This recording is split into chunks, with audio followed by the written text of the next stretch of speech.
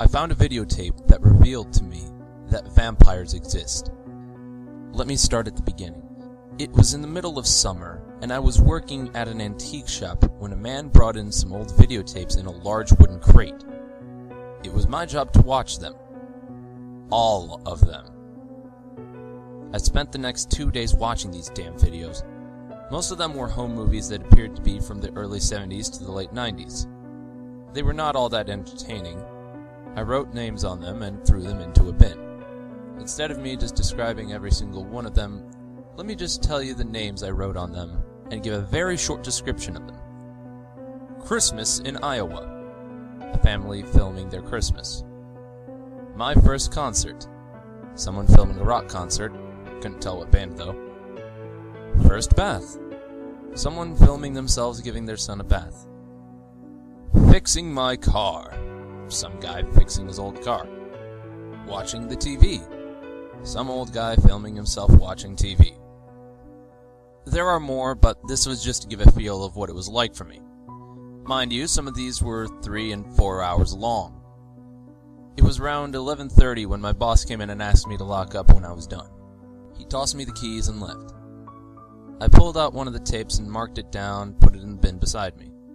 I grabbed the very last tape in the crate and noticed it was already marked with a small note that read, "Do not watch this tape. Destroy it." I, of course, pulled the note off and pushed the tape into the VHS player. It took a couple of minutes to play. I could tell the tape was filmed in the early 90s by the music that was playing in the car, it was Korn's first album, and the things the guy was saying. I could see that he was driving out in the middle of nowhere. Suddenly, the man stopped the car. He got out and began looking around when a scream came from nowhere. The man spun around and was suddenly attacked by something. The man's screams could fill the air. I could see the attacker. It was a human being. More precise, it was a man. He had his face down on the guy's neck. Suddenly he pulled away, trailing blood across the man's face. He stood up and grabbed the camera, revealing his big, blood-covered face. He then threw the camera down with such force that it must have broken the camera. I was unsure of the tape's authenticity at first. I, however, decided to keep the tape for myself.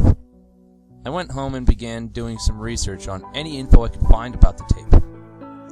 I was shocked to find that in 1992, a man by the name Eric Clayton was found dead on the side of the road just outside of Cedar Rapids in Iowa. He had 2 small puncture wounds on his jugular. The camera was found heavily damaged, but the tape was intact. The tape was lost, however, before it could be watched. I called the police in Cedar Rapids and told the detective who had been in charge of the case about the tape, only for him to say that he didn't care anymore and had already put someone away for the crime.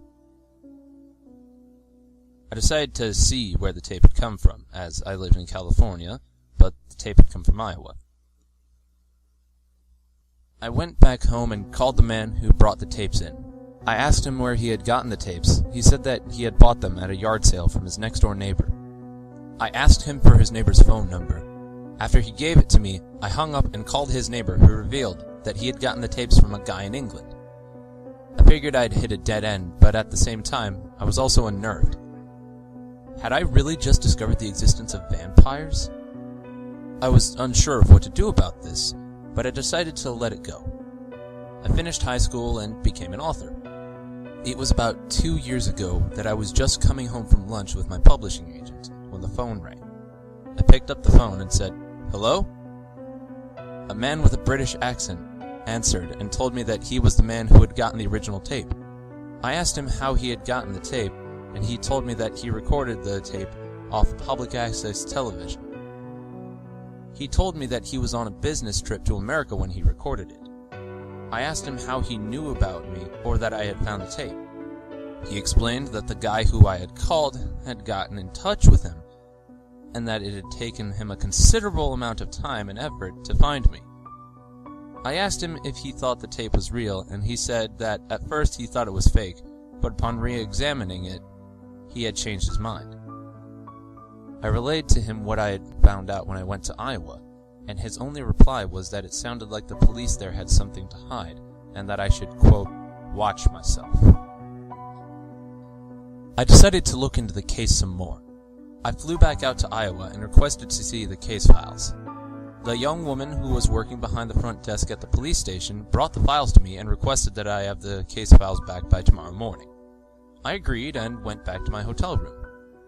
I began looking over the crime scene photos and reading the information. I noticed a few oddities. First of all, the names of all of the 3 detectives who worked on this case had been crossed out. There were no photos of the bite marks on the victim's neck. The autopsy report also stated that the cause of death was due to multiple stab wounds to the throat. I noticed the name of the coroner was not crossed out. I went to the coroner's office and asked to meet with the coroner, only to be told that the coroner had died years ago.